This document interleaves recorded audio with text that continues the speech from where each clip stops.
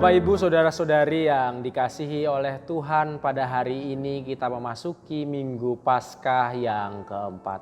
Kembali kita diundang Tuhan untuk bersama merefleksikan terang firman Tuhan di dalam minggu ini.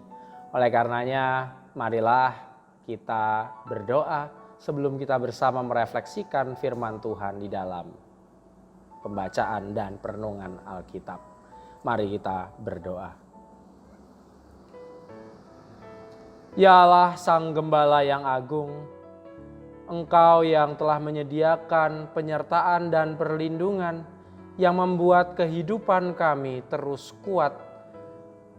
Pada hari ini kami bersama datang ke hadirat Tuhan untuk bersama merefleksikan terang dan firman menurut Injil Yohanes. Biarlah Tuhan mampukan kami untuk bukan hanya merefleksikan terang firman Tuhan, namun memberlakukannya di dalam kehidupan kami sehari-hari. Di dalam nama Sang Kristus Gembala yang agung kami berdoa. Amin. Bacaan kita hari ini diambil dari Injil Yohanes pasal 10 ayat 1 sampai dengan 10. Injil Yohanes 10 ayat 1 sampai dengan 10. Aku berkata kepadamu, sesungguhnya siapa yang masuk ke dalam kandang domba dengan tidak melalui pintu tetapi dengan memanjat tembok, ia adalah seorang pencuri dan seorang perampok. Tetapi siapa yang masuk melalui pintu, ia adalah gembala domba. Untuk dia, penjaga membuka pintu dan domba-domba mendengarkan suaranya, dan ia memanggil domba-dombanya masing-masing menurut namanya dan menuntunnya keluar. Jika semua dombanya telah dibawanya keluar, ia berjalan di depan mereka, dan domba-domba itu mengikuti dia karena mereka mengenali suaranya. Tetapi seorang asing pasti tidak mereka ikuti. Malah mereka lari daripadanya karena suara orang-orang asing tidak mereka kenal. Itulah yang dikatakan Yesus dalam perumpamaan kepada mereka. Tetapi mereka tidak mengerti apa maksudnya. Ia berkata demikian kepada mereka. Maka kata Yesus sekali lagi, Aku berkata kepadamu, sesungguhnya akulah pintu ke domba-domba itu. Semua orang yang datang sebelum aku adalah pencuri dan perampok, dan domba-domba itu tidak mendengarkan mereka. Akulah pintu. Barang siapa masuk melalui aku, ia akan keluar dan ia akan masuk dan keluar dan menemukan padang rumput. Pencuri datang hanya untuk mencuri dan membunuh dan membinasakan. Aku datang supaya mereka mempunyai hidup dan mempunyainya dalam segala kelimpahan.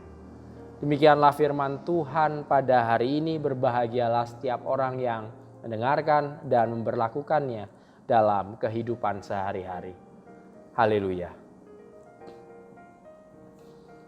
Bapak Ibu yang terkasih, teks ini yang menjadi bahan perenungan kita hari ini adalah salah satu bahan khas Injil Yohanes.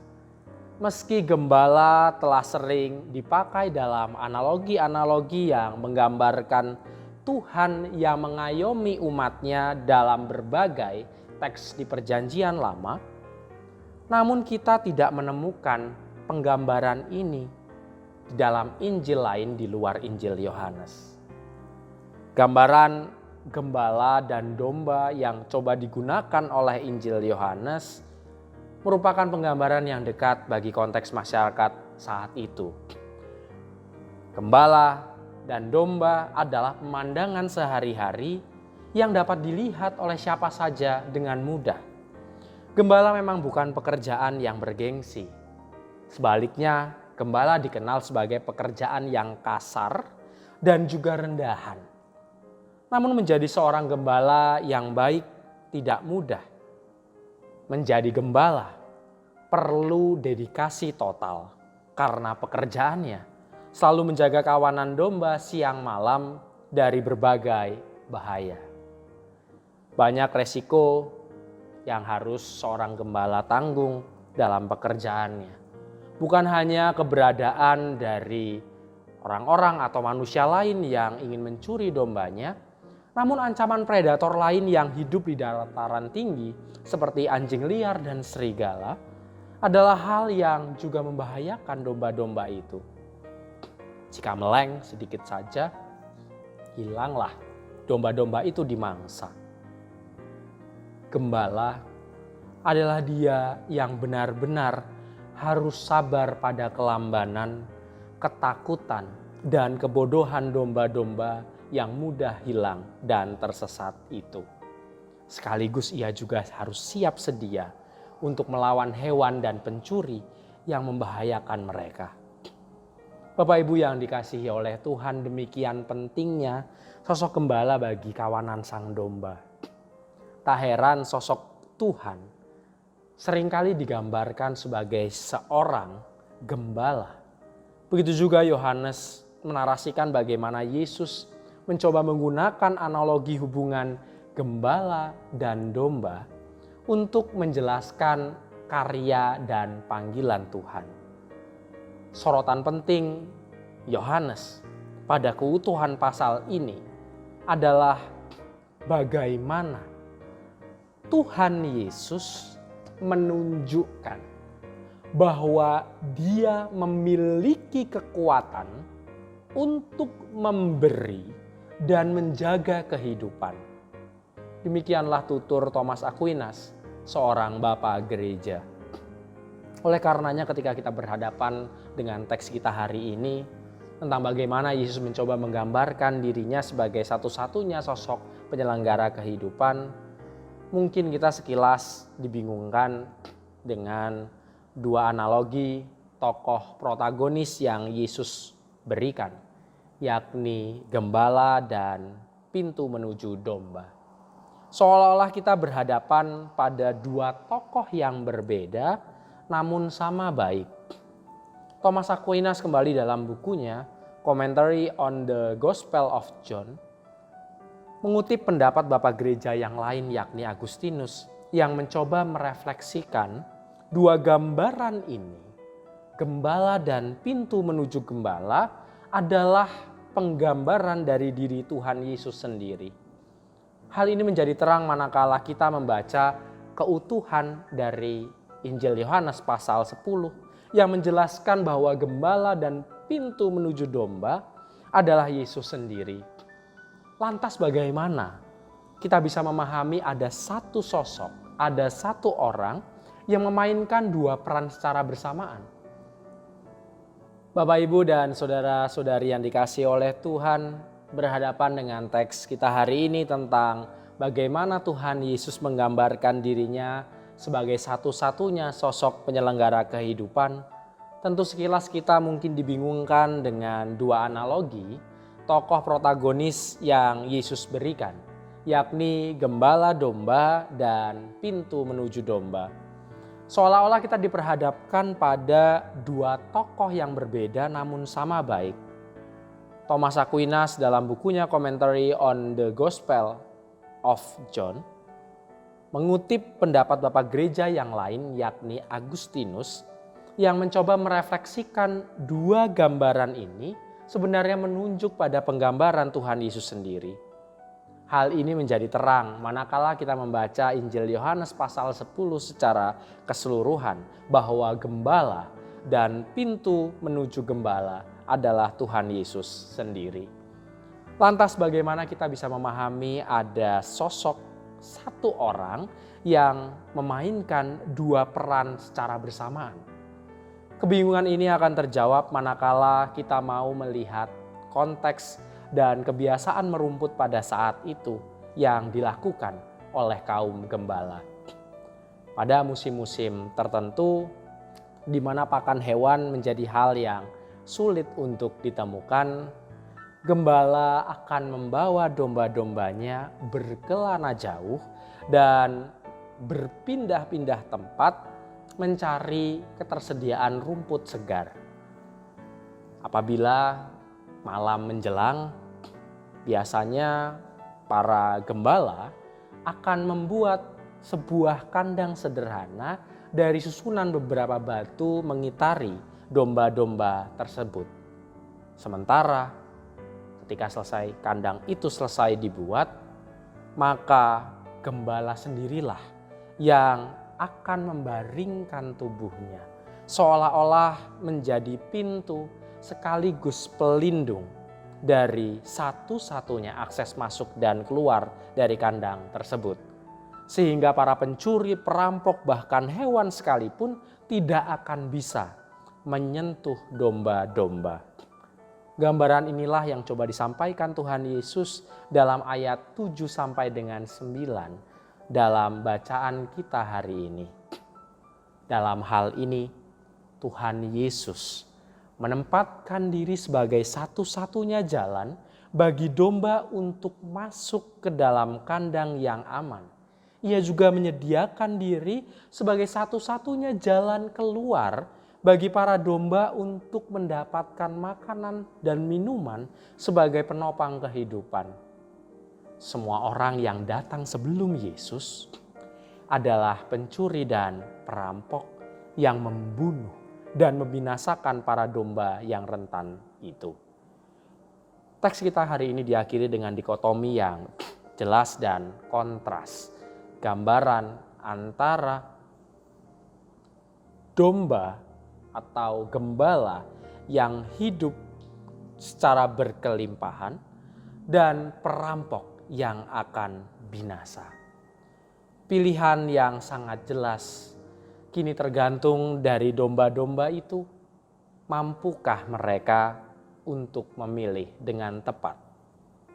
Bapak, Ibu, dan Saudara yang dikasihi Tuhan, domba-domba itu adalah diri kita sendiri sebagai orang percaya, kepunyaan Sang Gembala Agung.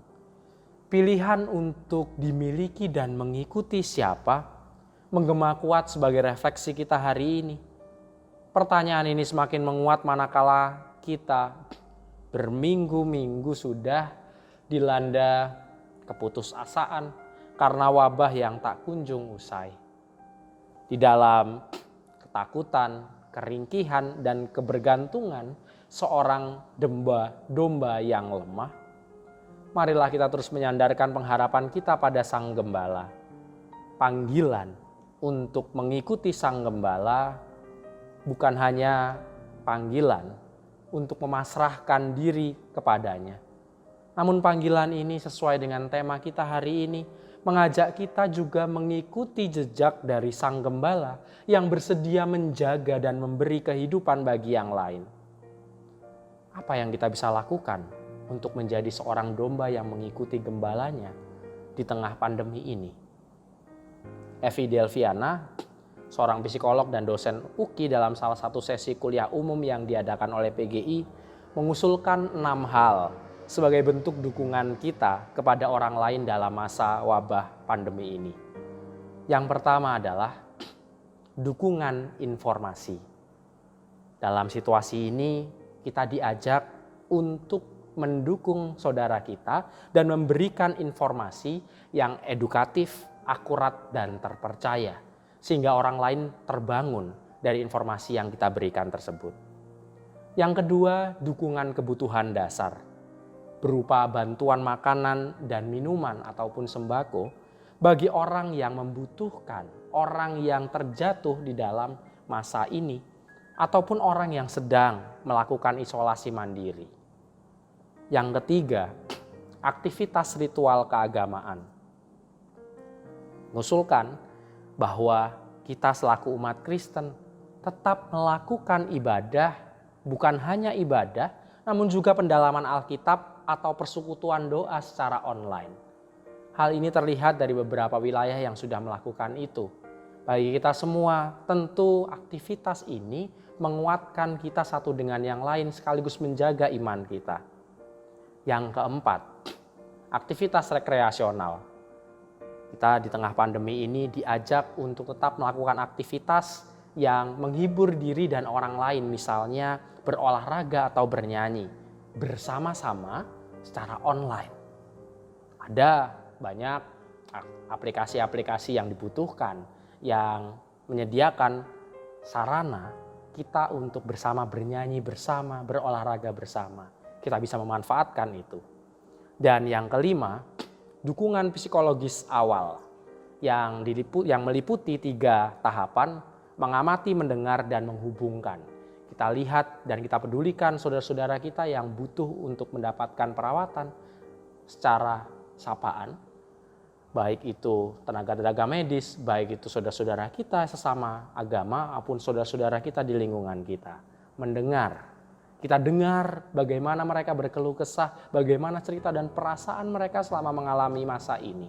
Dan yang ketiga, menghubungkan, bagaimana kita ketika melihat situasi yang demikian, ketika kita tidak mampu melakukannya diri secara pribadi, kita menghubungkan dengan lembaga-lembaga yang terkait yang lebih berkompeten. Dan yang keenam, mintalah bantuan profesional. Apabila saudara-saudara kita yang kita ketahui membutuhkan bantuan dengan cakupan atau pemenuhan yang lebih besar, kita mintakan dukungan, baik itu lewat gereja, melalui gereja, ataupun dari lembaga-lembaga lain untuk membantu saudara kita. 6 hal yang ditawarkan ini membuka mata kita semua bahwa ternyata masih banyak hal yang dapat kita lakukan di masa-masa sulit ini. Oleh karenanya, marilah kita mengikuti teladan Sang Gembala yang rela untuk menjaga dan memberi kehidupan bagi yang lain. Mari menjadi saksi Allah lewat karya nyata. Amin.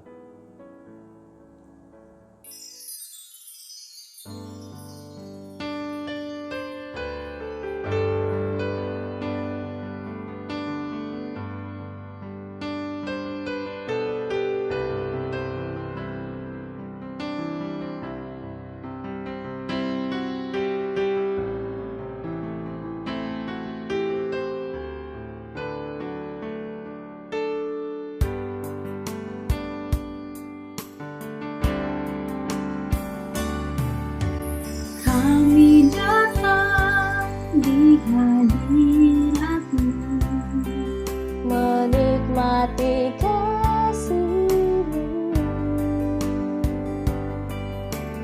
membawa seisi rumahku, sujud menyembah-Mu.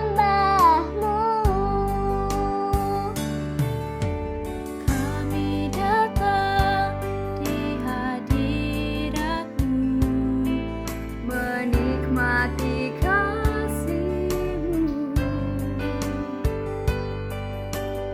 membawa seisi rumahku, sujud menyembah-Mu.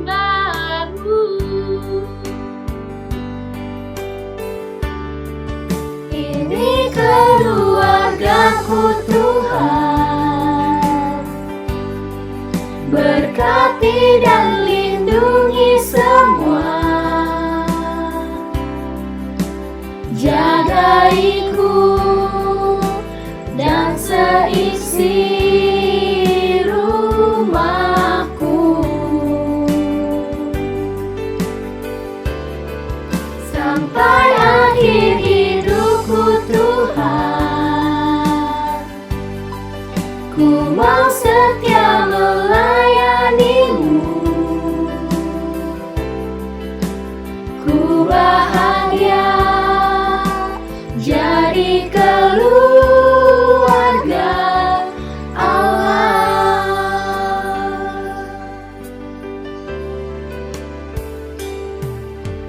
Kami